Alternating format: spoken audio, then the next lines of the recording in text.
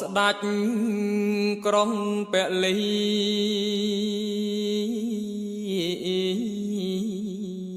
គង់ហ៊ីងព្រះធ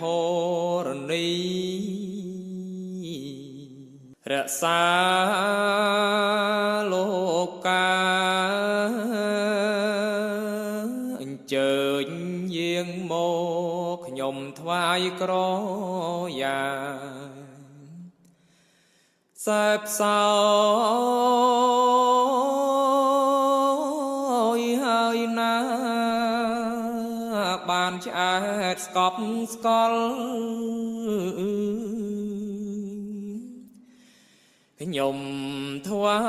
យបាយសី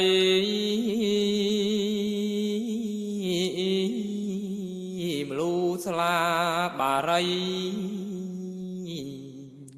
ស្លាធោដំកល់ដាក់លើ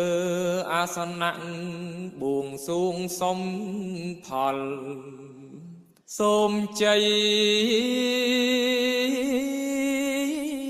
មានដល់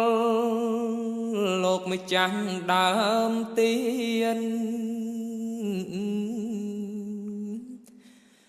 បើសែបសោយហើយអស់អោលោកកាយសូមអើយពរជ័យអញ្ជើញទាំងអស់